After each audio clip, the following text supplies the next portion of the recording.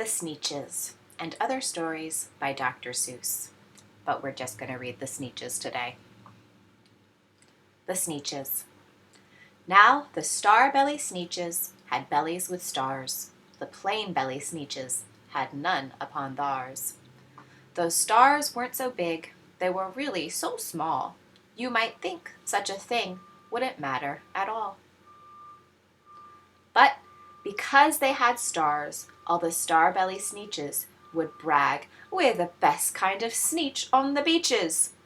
With their snoots in the air, they would sniff and they'd snort, "We'll have nothing to do with the plain-belly sort."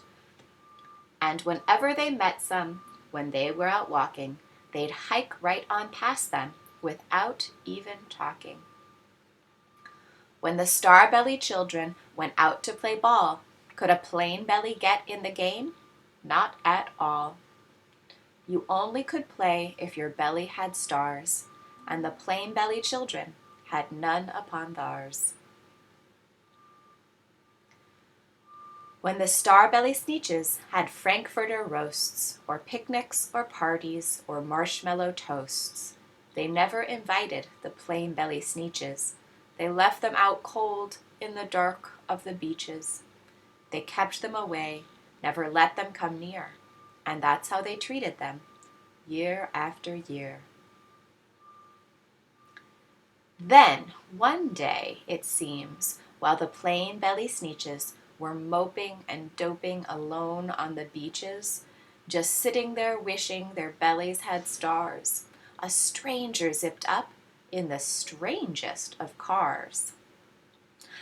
"My friends," he announced in a voice clear and keen, "my name is Sylvester McMonkey McBean, and I've heard of your troubles, I've heard you're unhappy, but I can fix that, I'm the fix-it-up chappie.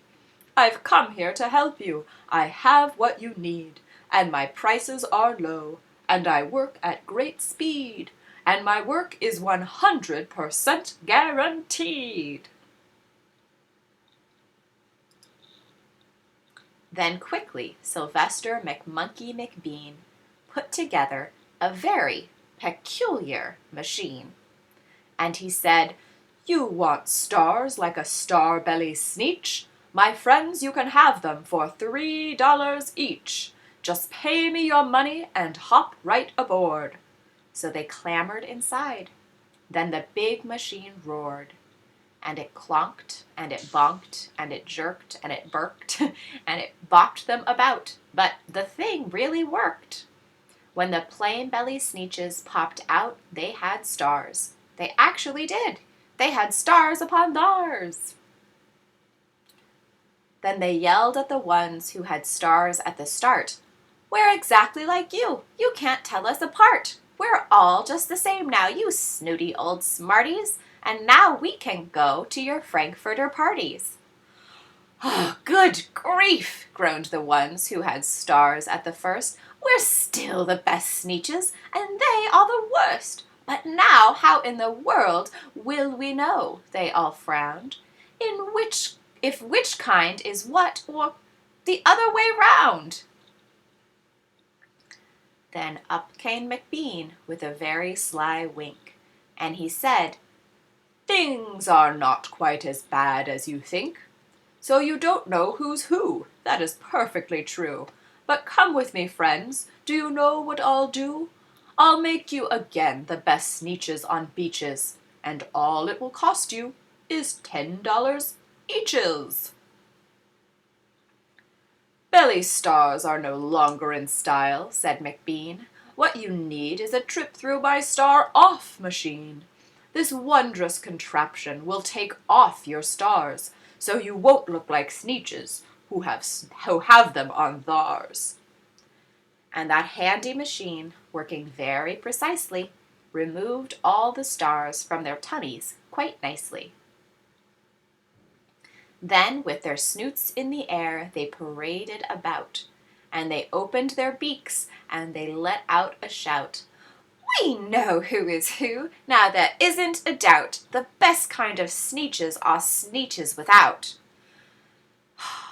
Then, of course, those with stars all got frightfully mad. To be wearing a star now was frightfully bad.